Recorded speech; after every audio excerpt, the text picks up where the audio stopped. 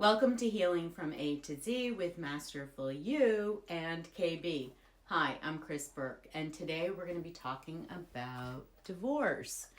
Divorce is a topic that can be challenging to talk about because there's so much emotion around it, right? It's one of those places where everything we ever thought that was true about ourselves, about love, about marriage, about divorce, all of that stuff comes up to the surface.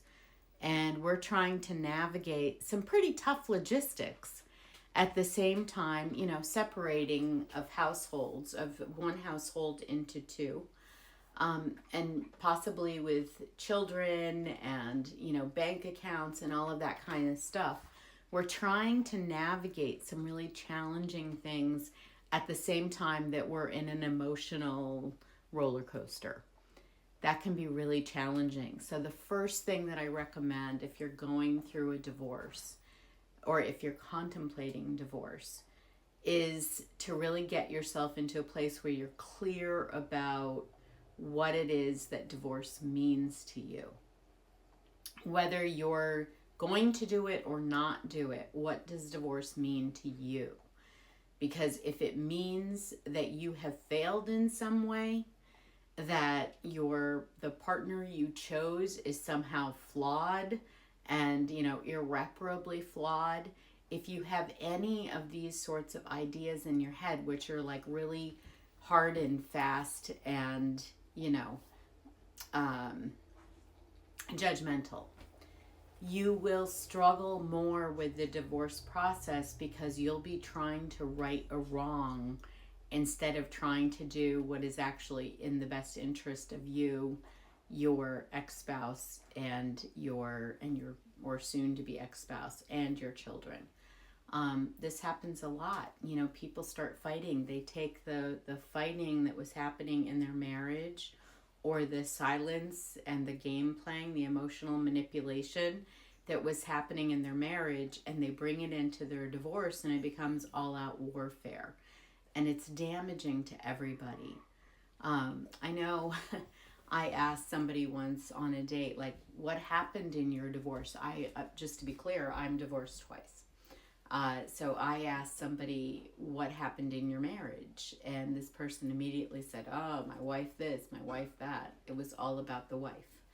And so what that told me was that person had learned zero from their divorce because they hadn't been able to take any responsibility for it, any accountability. And if we can't take responsibility for our part in a relationship failing, we can't do better the next time. And that's what's really important, that we learn and that we grow, that we give ourselves the grace to say, I didn't know what I didn't know, and neither did my partner. We did the best we could. And sometimes our best isn't super good. I mean, let's be clear. Sometimes we do really hurtful things. Sometimes we intentionally do hurtful things. That is part of being human. And if we put all of our focus on that, what we end up with is anger and resentment, and we get stuck and we continue to repeat the pattern. However, if we can say, okay, what did I learn from this experience? What did I think was going to happen in my marriage? What efforts did I contribute to keep that going in that direction? What efforts did my partner contribute or not contribute? What's important to me in a partner? Can I verbalize those things that I wasn't able to verbalize the first time?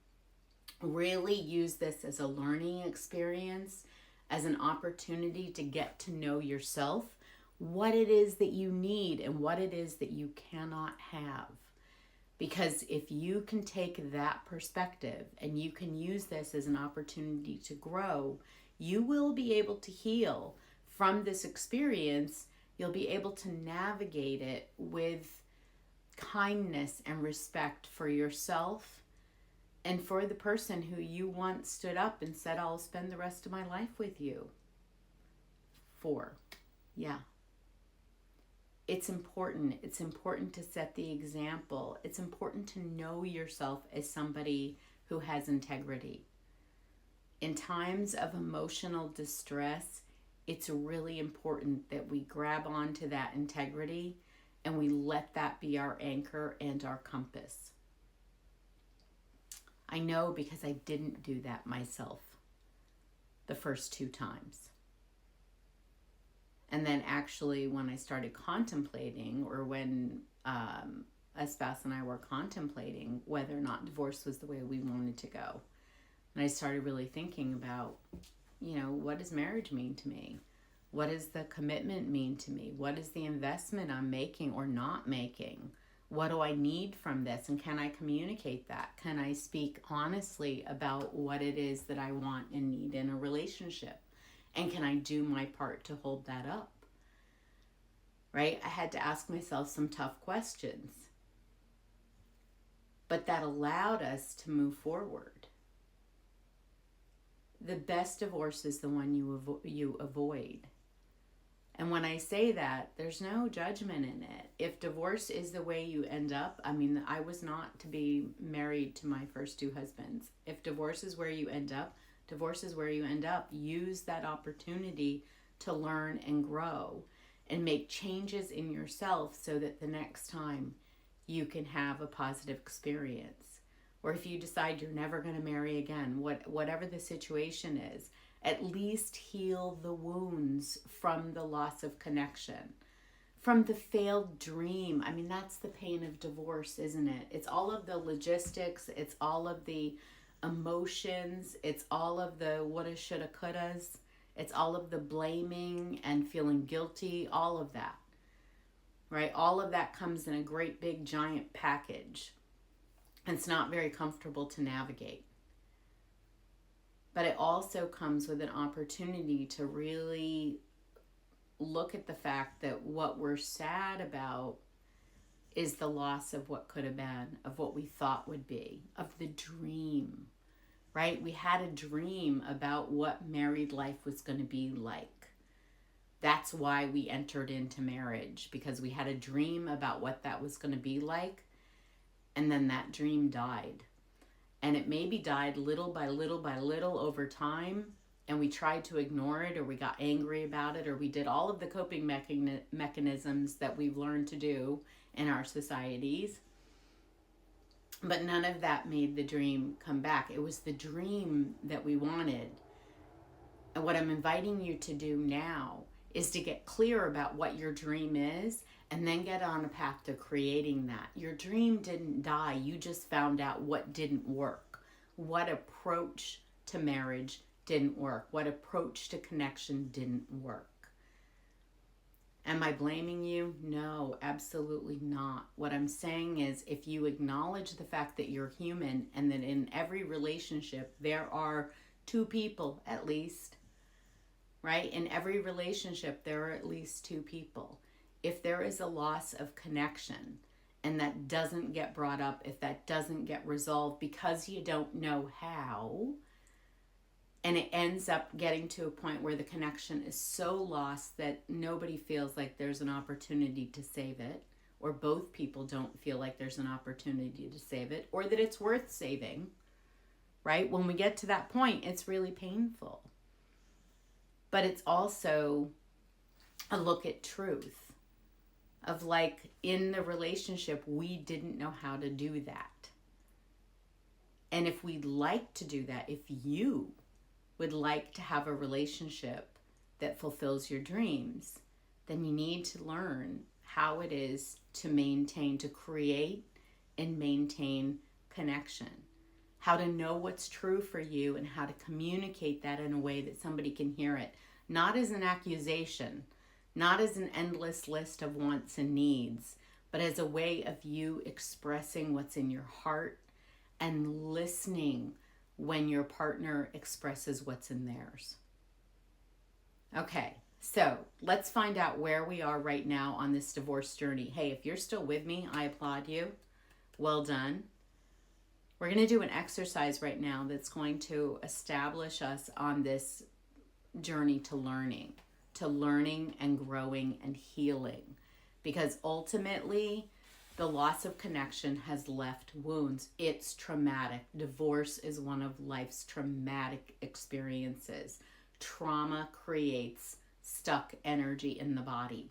And if we don't resolve that energy, more will come. More of that kind of energy will come.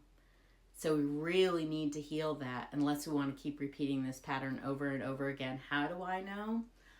Been there, done that. You do not want to be on this bus. So let's find out where it is that you are right now. First of all, write down 3 things that you really dislike about your marriage. What were 3 things that you really didn't like about it? 3 things that were just, can't have that. Then write down 3 things that you really valued in it. I know that could take you a minute, but write down 3 things that were important to you. This is your truth. Circle that. This is what marriage means to you at this moment. This is what connection means to you at this moment. Because divorce is not really about the separation. It's about the loss of the marriage. So this process is about what happened in my experience of marriage and how am I going to heal that. And you heal that as you go through the divorce. You'll have a better divorce. It will work out. It will be more fair. People will be more at peace. And everybody will be able to move on much better. Okay, so now on a scale of 1 to 10, we're going to check in with ourselves. On a scale of 1 to 10, with 1 being it's impossible to get out of bed right now, or I don't want to get out of bed because the emotion of the pain is too much. To a 10, I really understand why this person's role in my life, what it taught me, and how I learned and grew and healed, and I appreciate it, right? And I'm looking forward to tomorrow. Where are you right now? This is an intuitive exercise. Whatever number pops into your head, that's your answer. Write it down. This is your starting place. We're going to interview that starting place, and then we're going to set our destination, and we're going to give ourselves an opportunity to build our destination experience as well. We're going to interview ourselves about what is that experience that we really want. If so often I see this, it happened with me and my exes, and I see this in relationships all the time. You ask somebody, what is it that you really want in a relationship? And they can't say.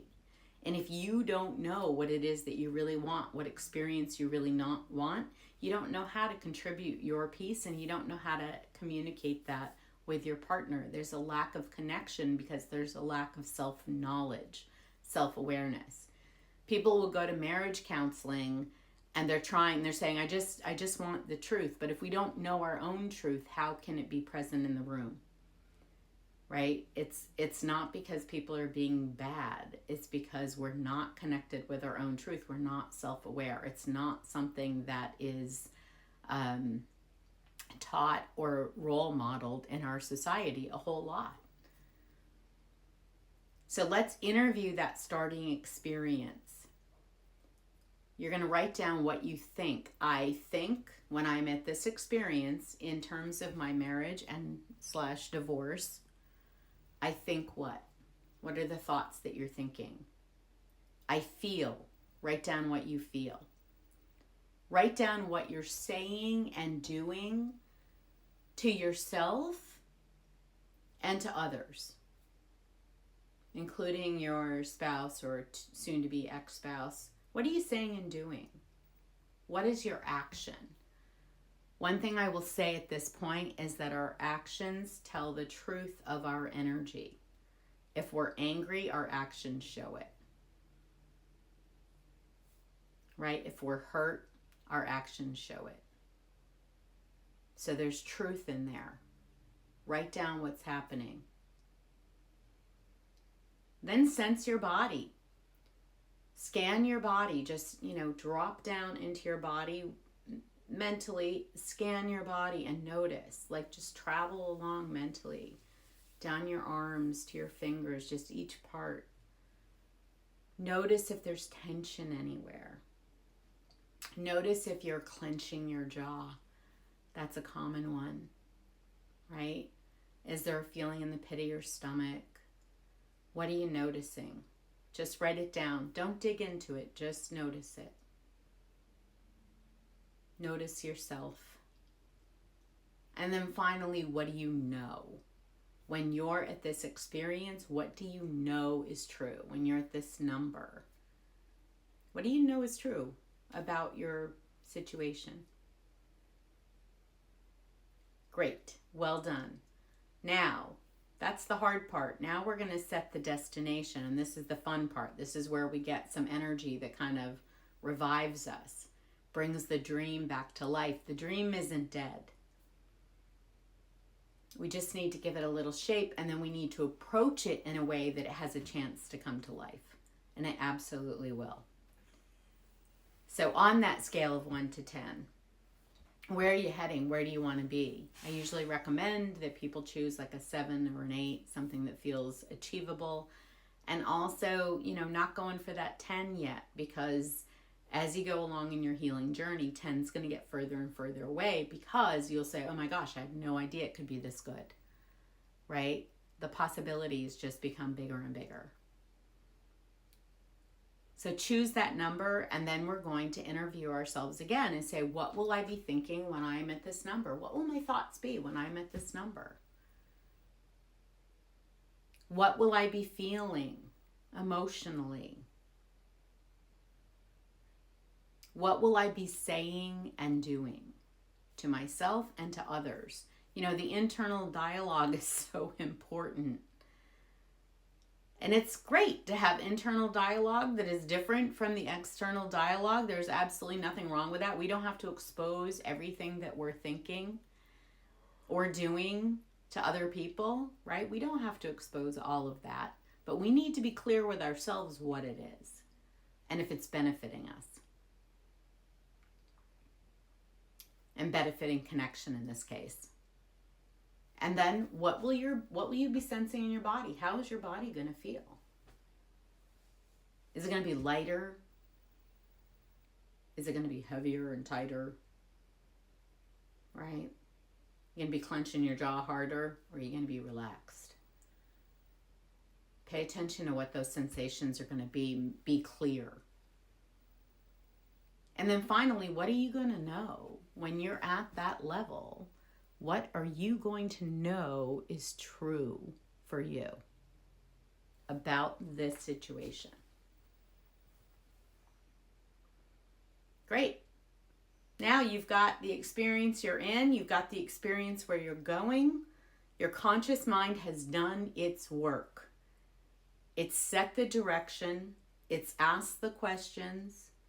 It's interviewed your experience, the layers of you, to find out what's going on, what's true in the experience. And with that, you can change your life. The next step is to say, what do I need to know or do to move from where I am to where I'm going? You put that in.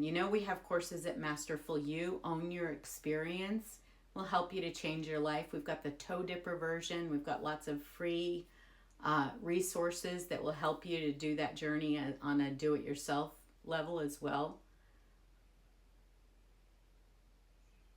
But ask yourself what it is that you need to do, and your unconscious will answer you. The conscious mind is really good at setting direction and asking questions. By now, if you watch my videos, you know that I call it the magic toaster, where we put in the direction, or we put in the question, and then we wait for the unconscious, which is our instincts, our intuition, our inspiration, or our higher self, our spiritual self, if you will, right? Our soul, our intuition, our heart. And then our instincts, our body's intelligence. We're alive because of our body's intelligence in this body. It does a lot of things every day to make sure the body keeps functioning. It has intelligence. It must be listened to.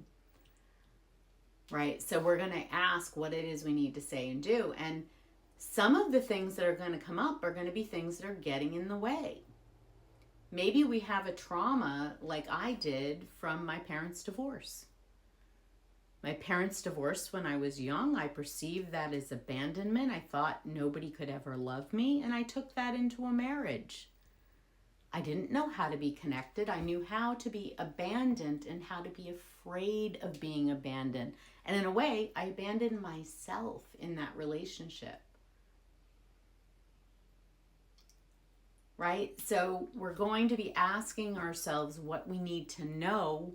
Part of what we need to know is how it is that we're wounded, what it is that needs healing.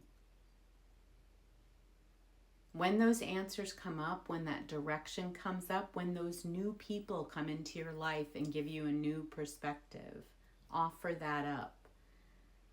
No matter what it is that comes, say thank you. Be grateful for it. If we know we have a wound, we can heal it. We can love it. We can love ourselves back to health and wholeness. And in a place of health and wholeness, having a happy connections is natural. It really just happens. This whole idea that it takes all this work, the work is in getting clear with yourself and healing your wounds so that you can show up authentically with someone else, if that's what you want. If you appreciated and enjoyed this video, please like, share, and subscribe. Let's let people know that divorce is not the end. It's the beginning. It can be the beginning of a new way of living, a new lease on life. It really can. On Fridays, and that happens to be tomorrow, this week, on Fridays at 11 o'clock Eastern Time, my dear friend and colleague Judy Forder and I do a live Q&A session. So if you have questions about this, or if I said anything just really irked you, please write it down below. We're interested in what's going on inside of you, what your thoughts are, because we want to support your journey to healing. Look around the world. 2025, it's about healing. It's about us realizing, holy moly, mama, we need some healing. You are not alone. This is an everybody thing right now. Divorce happens to be your thing, You notice, look at all the videos that I've done on healing. I have personally experienced every one of these, right? I know about healing. I know about pain. I know about struggle. And I know about healing. And I can tell you that when you go through the process of healing, the pain and struggle becomes worth it, because you realize, wow, I didn't know myself before. It was the pain that really led me to dig in and find out, who am I? And do I care enough about myself to show up and do my healing? Can I love myself through my suffering? And if the answer is yes, you have a beautiful life ahead of you, a dream better than you imagined, better than the one sold to you in romantic comedies. All right, thank you for spending your precious time with me here today. For more information, go to masterfulyou.com, because it's about you being masterful. Thank you for being you.